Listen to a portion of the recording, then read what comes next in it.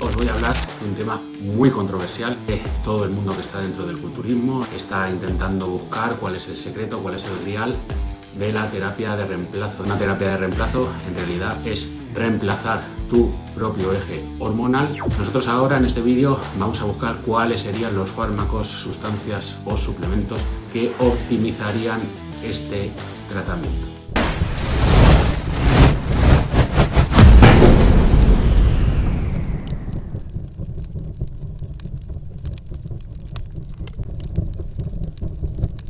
Muy buenas a todos, soy Miguel Morales y hoy os voy a hablar de un tema muy controversial que prácticamente todo el mundo que está dentro del culturismo y dentro del fitness en habla hispana está intentando buscar cuál es el secreto, cuál es el grial de la terapia de reemplazo de testosterona optimizada. Os pongo un poquito en contexto.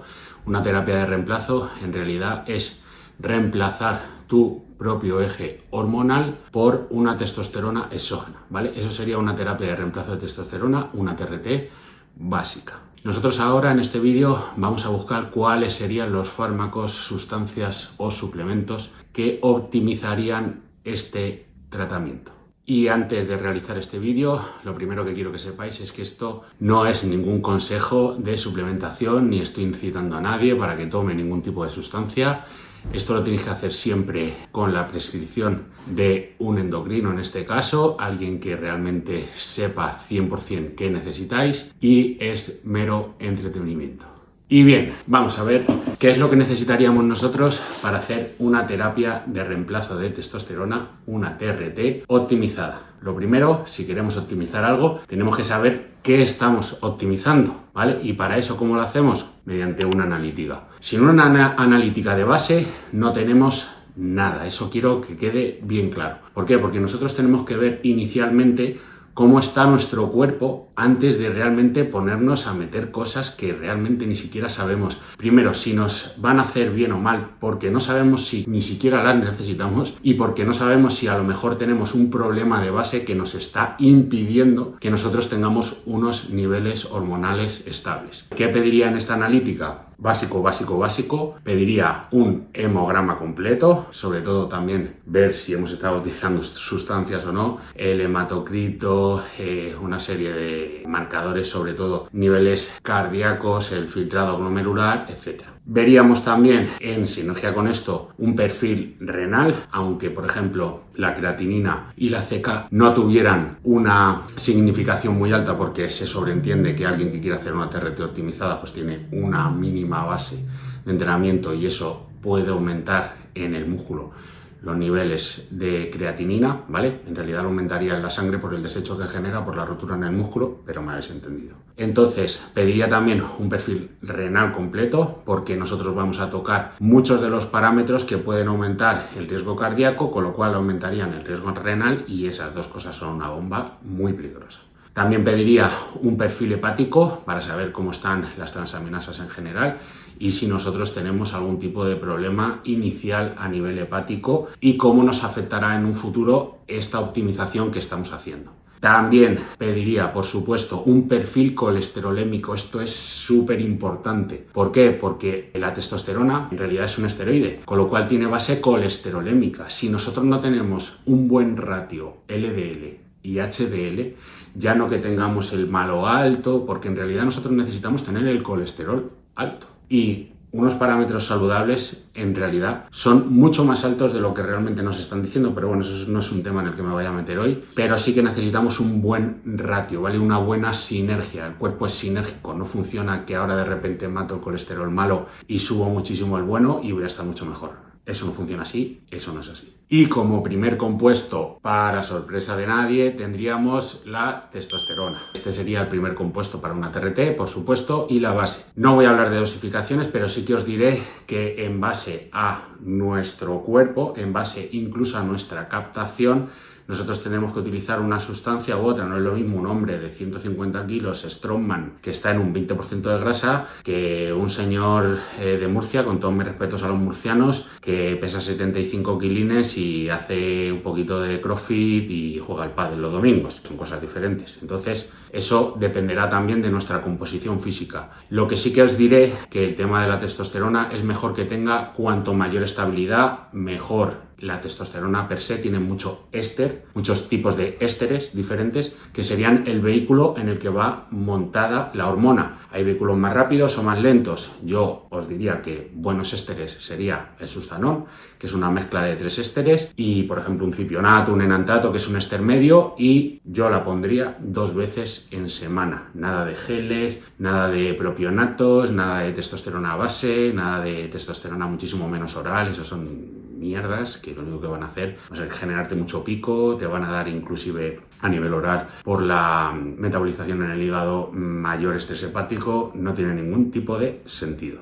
Otro muy buen fármaco, y digo bueno porque en realidad todo el que está utilizando algún tipo de hormona exógena de perfil anabolizante esteroideo, al final va a suprimir su eje. Entonces lo que va a suprimir también va a ser la función gonadal, que en cristiano significa que te dejan de funcionar las pelotas. Con lo cual, para reactivar esa función gonadal, lo que sí que 100% aconsejaría sería tomas de HCG, gonadotropina croniónica humana. ¿Qué haría el HCG? Pues reactivaría esa función gonadal, reactivaría la señal que reciben los testículos, que es donde se produce el 90 y tantos % de la testosterona del cuerpo endógena, y mínimo la utilizaría durante un mes, cada 6 meses más o menos, y igual la pondría día sí, día no. Como os he dicho, no os voy a hablar de dosificaciones porque YouTube esto lo tiene muy capado, pero mínimo lo utilizaría durante medio año, durante un mes.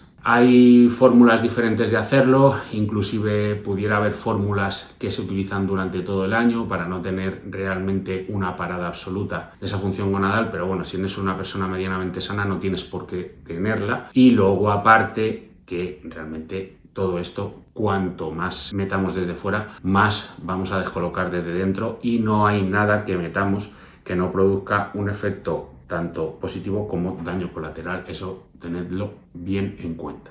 Y en sinergia con el HCG también usaría el HMG, que es la gonadotropina menopáusica humana. Sí, menopáusica, la habéis escuchado bien. De hecho, ambas sustancias salen de la mujer para dar una señal en el hombre. Fijaos cómo es la naturaleza humana, que siempre funciona por retroalimentación negativa. Con lo cual, el HMG, ¿qué es lo que haría? Muy sencillo. Si no queréis tener realmente una castración química, porque todo esto que nosotros estamos haciendo, que está muy bien, la optimización hormonal y todo el rollo, pero si no queréis tener una castración química por el uso prolongado de sustancias exógenas que van a hacer que endógenamente nos quedemos a cero, yo reactivaría también la fertilidad, no solamente preocupándome por los niveles hormonales, sino porque esas gónadas masculinas realmente produzcan lo que tienen que estar produciendo y contengan lo que tienen que contener. Es muy importante porque si no, al final podemos llegar a tener una necrosis gonadal o una atrofia gonadal, ¿vale? El HMG lo que haría sería reactivar esa función reproductora masculina y volveríamos a ser fértiles. Todo lo que no utiliza el cuerpo, todo lo que le genera una necesidad, al final termina por eliminarlo, y eso es una cosa que no queremos. Y ahora viene el compuesto de los compuestos, y una cosa que siempre sirve para optimizar prácticamente todo tipo de terapia hormonal, tanto de rejuvenecimiento como terapia de testosterona, como cualquier terapia de dopaje deportivo, que sería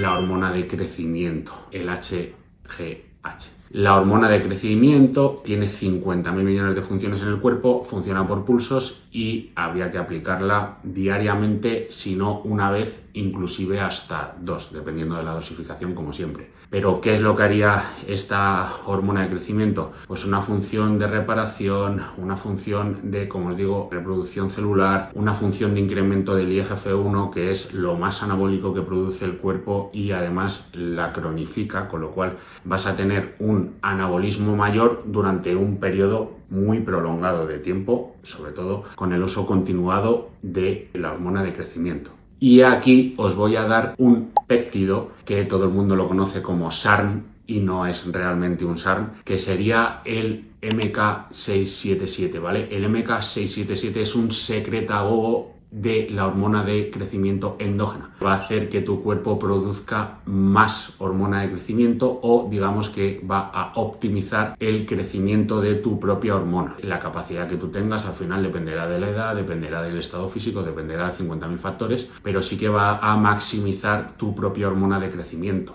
No vas a tener que meter esa hormona de crecimiento exógena. Pero tanto la hormona de crecimiento como el MK677 van a tener un problema muy grave si lo utilizamos de forma crónica, que sería como más sentido y resultado tiene. Y es la elevación de la glucosa en sangre, inclusive la elevación de la inflamación sistémica. ¿Qué pasa? Que además cuando sube esa hormona de crecimiento, cuando te genera un pico, podemos llegar a tener también un pico de glucosa. Si nosotros no tenemos, digamos, una sensibilidad a la insulina correcta, podemos hacer que cada vez que nos pega ese pico de glucosa realmente nos genere un daño. Si encima lo estamos metiendo 2 veces al día, pues imaginaos el daño que nos está haciendo. Entonces, para regular esta glucosa, inclusive para mejorar la absorción de nutrientes, meteríamos también el siguiente compuesto, que sería la metformina. La metformina funciona muy bien como regulador de la glucosa, como optimizador de recursos. Vamos a hacer sobre todo que no tengamos unos picos glucémicos muy altos, ni por el tema de la hormona, ni por el tema de que a lo mejor nos hayamos mal dosificado la testosterona o cualquiera de las sustancias que metamos, y vamos a generar que esa glucosa, al estar permanentemente al mismo nivel, el páncreas endógenamente pueda segregar suficiente insulina como para ir transportando secuencialmente todos esos nutrientes a la célula y tengamos una mejor absorción. Nos quitaríamos un poco de los problemas que tiene tanto el MK677 como la hormona y además optimizaríamos la asimilación de nutrientes. Y aquí os voy a dar dos, no uno, sino dos péptidos que tienen una función en parte sinérgica y en parte realmente es la misma. Uno sería el BPC 157, que sería más para cicatrización y recuperación de tejidos dañados, como pueda ser ya no solamente una herida, sino las roturas de colágeno que tiene el cuerpo.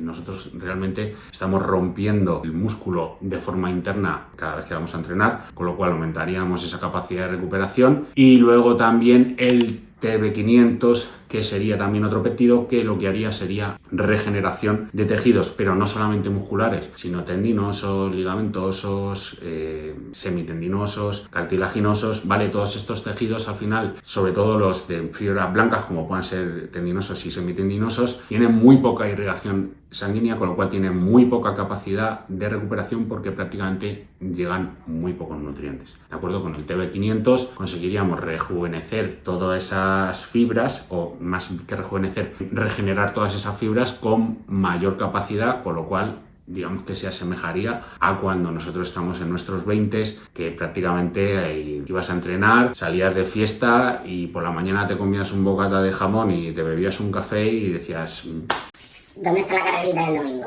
Pues esto es más o menos lo que asemejarían estos dos péptidos y serían las funciones principales.